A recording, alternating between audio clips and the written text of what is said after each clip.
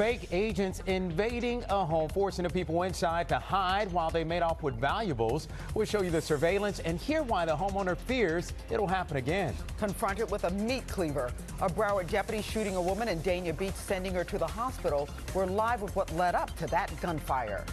This all wasn't done just by one person. It took a handful of people in order to get this through. A family taking legal action against a number of people after their newborn baby is taken from the hospital, who they want held accountable. Live, the news on NBC 6 at 6 starts now. Phony agents forcing their way into a Miami-Dade home, stealing thousands of dollars of valuables. The people inside terrified, worried they'll strike again. Good evening. Thanks for joining us. I'm Jawan Strader. And I'm Trina Robinson. The suspect's caught on a home surveillance camera. NBC 6 reporter Erica Glover is live right now in front of that house in Miami Lakes. And Erica, what can you tell us about all that's happened? Well, Trina and Jawan, the homeowner is digging in his own pockets, offering up a $1,000 reward for any information that leads to an arrest. But the victims, the homeowner, no one wants to show their face on camera. Everyone is worried that they could be targeted again.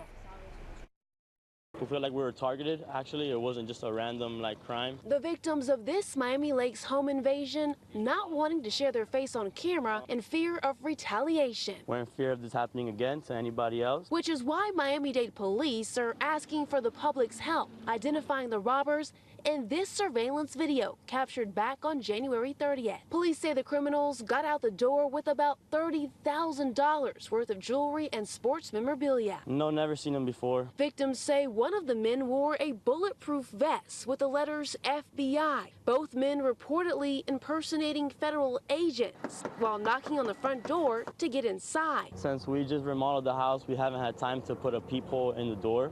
So basically we just asked, who is it? Who is it? A cleaning woman and construction worker were the only people in the home. The pair telling investigators that the two suspects forced them into a bathroom and demanded they stay put. Construction worker was traumatized. So honestly, it's something that happened that is really bad, and someone should definitely go after these guys and take care of it, and justice should be served. Cameras catch the duo tossing black duffel bags stuffed with stolen property into the back of a white Chevrolet Silverado. The truck's license plate is covered up. You could tell that they've done it before. Hoping these two home invaders pay the price. I'm pretty sure they'll do it again if they're not apprehended. Now, anyone with information about these two suspects is asked to call Crime Stoppers. That number is up right now at the bottom of your screen. And of course, we have all of this information available up on our NBC6 app. For now, we're live from Miami Lakes. Erica Glover, NBC6 News. Erica, thank you. A woman now in the hospital being treated for a gunshot wound shot by a BSO deputy after they say that she came at them with a meat cleaver. NBC6 reporter Amanda Placencia is live at the scene in Dania Beach with more. Amanda. Yes, Jawan, and now the FDLE is investigating this deputy-involved shooting. This after deputies say that a woman came at them, charged at them with a hatchet or some sort of meat cleaver, and that's why deputies say they were forced to fire. A pool of blood and scattered sandals on the street. Evidence left behind of a deputy-involved shooting in Dania Beach. I heard about 3 gunshots. 2 or 3, yeah, definitely more than 1. Deputies say it all started when they responded to a domestic disturbance on Northeast 3rd Street just after 11 Wednesday morning. Sheriff Tony broke down what happened during the confrontation. He says a deputy was forced to fire their gun, striking a woman armed with a meat cleaver or hatchet. Provide multiple warnings to the suspect at the time to drop the weapon. Unfortunately, she elected to charge our deputies. Our deputies tried to retreat, but unfortunately, the proximity forced an engagement. Our deputies fired several rounds, striking the suspect. We knocked on the door of the home where this happened, and a relative told us off camera that the woman is Vietnamese and suffers from some mental health issues, but it's unclear what sparked this incident. A deputy's bright orange weapon was also seen from above, but we're told that was not used. That is one of our less lethal weapons. As the call was occurring, we were hoping to be able to get the less lethal weapon up close enough to where we can kind of reduce the lethal aspect. But unfortunately, we never had the time to use it. Deputies have not released the name of the woman who was shot, but she was rushed to Memorial Regional Hospital with non-life-threatening injuries. And again, as per protocol with deputy-involved shootings, the Florida Department of Law Enforcement is now handling this investigation. Live in Dania Beach, Amanda Placencia, NBC 6 News. All right, Amanda, thank you. New at 6 o'clock, 2 new policies have been approved to keep Broward County schools safe in the case of an active shooter. One of the policies, called Hard Corner, will require schools to identify spaces for students to hide in the event of an active shooter. A second is a policy saying that any staff member must use Call Red should they see, hear, or smell anything that may immediately impact the safety of those inside the school. The school board came up with the new policies to correct security failures from the Parkland shooting. Also tonight, some SunPass customers were shocked to see their bill getting charged hundreds of dollars they don't think that they owe. Customers think the problem is that they are being billed through the toll by plate program, which is more expensive than being charged through the transponders. And some of those drivers are getting bills for months worth of driving. Back in the summer, SunPass underwent maintenance and the system had trouble bouncing back. Now customers are starting to really feel the pinch from that backlog. SunPass says all fines and penalties will continue to be waived until no sooner than March 31st as they continue to return to normal operations. A custody dispute that led to a newborn baby being taken from her mother at the hospital now heading to court. A baby's parents filing a lawsuit over the ordeal, and now they're naming Miami-Dade County. NBC 6 reporter Marissa Bagg is live right now to sort all of this out for us. Marissa. Jawan, I spoke with the parents this afternoon. They say this is still a very difficult ordeal for them. The mother telling me it's been so traumatic for her. She moved out of the state of Florida with the child because she no longer felt safe living here in South Florida. She's a happy baby right now. Removed from her mother's arms at 2 days old, baby Ingrid only wants mommy now at 11 months. At birth, the child was at the center of a custody battle that now fuels a civil lawsuit against 16 defendants. This all wasn't done just by one person. It took a handful of people in order to get this through. And Sanders says that includes Miami-Dade County, since county police officers were there when Ingrid was taken. Like, I didn't know how I was going to be able to trust anybody down here, you know, for me to go back to work, to school, and, you know, put her in a daycare when this happened at a hospital that is supposed to be a safe place. You may remember last March, a Miccosukee police officer walked into Baptist Hospital in Kendall, took custody of the infant, and left. A Miccosukee tribal judge had issued an order to remove Ingrid from her parents and give her to her maternal grandmother, and the hospital honored it.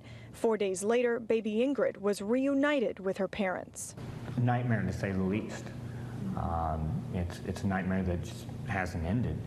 The 79-page complaint named Baptist Hospital, Betty Osceola, the child's grandmother, and others as conspirators to take baby Ingrid from her parents. Baptist Hospital traded baby Ingrid for the purpose of protecting an ongoing and profitable business relationship with the tribe.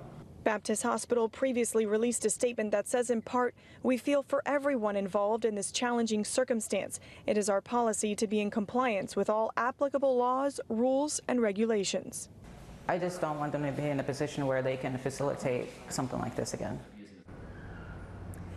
And attorneys for Miami-Dade County say they do not comment on pending litigation. The lawyer for the parents said that they haven't yet decided what punitive damages they are seeking with the civil suit, but he did hint that they could be filing a federal lawsuit in the coming months against Miami-Dade police as well as the Miccosukee tribe. Reporting live in downtown Miami, Marissa Bagg, NBC 6 News.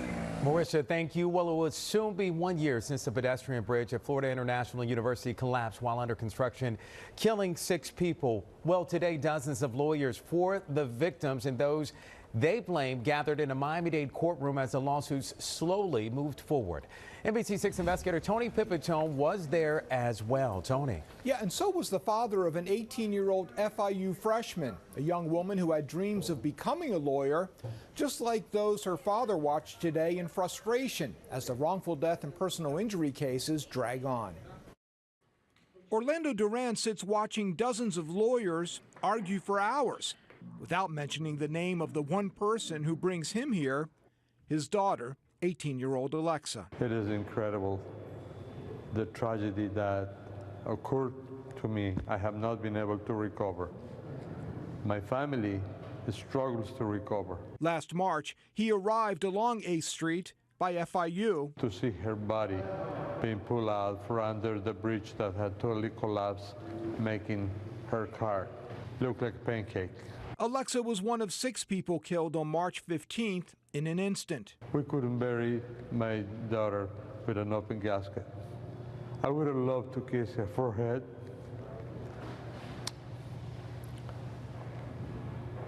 One last time and tell her that I'm sorry that I was not there to help her out. Now, nearly 1 year later, Duran wonders what's taking so long for him and the other families to get justice from those responsible. A settlement, a mediation, whatever the process is, need to take place. They cannot continue, the lawyers continue milking the process. Every day draining fees and expenses from a pot of tens of millions of dollars in insurance coverage that could be going to the victims. Not, he says, that it's only about money. There is nothing in this world that we bring my daughter alive. We much rather prefer to have lived a poor life, but as a family together. Well, that is not possible. The lawyers for 25 companies being sued are just protecting their clients' interests. But before they start suing each other, Judge Jennifer Bailey wants to resolve the cases of the victims who did nothing wrong. We had no fault. That bridge, traffic, needed to be stopped. And today we learned one of the companies being sued has found no evidence that the chief engineer, FIG Bridge Engineers, ever analyzed what would happen if they adjusted tension in the cracking bridge after it was placed over A Street, a development the company's lawyer called shocking. That retensioning was the work being done when it all came crashing down. Reporting live in the newsroom, Tony Pipitone, NBC 6 News. Tony, thank you. A ship carrying several containers full of aid for Venezuela left San Juan, Puerto Rico earlier this afternoon. It'll make a stop and meet up with another ship, then head on over to Venezuela. But getting aid into the country could be a real problem because Venezuelan leader Nicolas Maduro announced that Venezuela has closed maritime borders with the islands of Aruba and Bonaire. The ship is expected to get there sometime Saturday. Well, the folks at the U.S. Agency for International Development are sending humanitarian aid for the people of Venezuela. Today, agency officials visited South Florida. They described the situation in Venezuela as absolutely desperate. We're seeing more and more people coming from farther away within Venezuela to the border. We heard stories of mothers who walked for 2, 3, and 4 days to get to the border just to get a little bit of food and a little bit of care for their children. A Colombian Army general visited Southcom today to discuss the Venezuelan situation. Southcom officials say they are ready to respond to the situation in Venezuela if they are ordered. He was locked up close to 2 decades for having a handful of pills. Next at 6 o'clock, the NBC6 investigators with how a new effort to free him could impact hundreds of others. It may be time to take a second look at where you're doing your banking. Ahead, NBC6 Responds explains where you might be able to find big savings. And later, a Miami chef honored. We'll show you why the Miami Police Department is recognizing Chef Creole. In South Florida, we continue with this big dome of high pressure. It's blocking every front that tries to make its way towards us. Therefore, the heat wave we're in, how long will it last? And will we see more rains like last night? Your forecast ahead.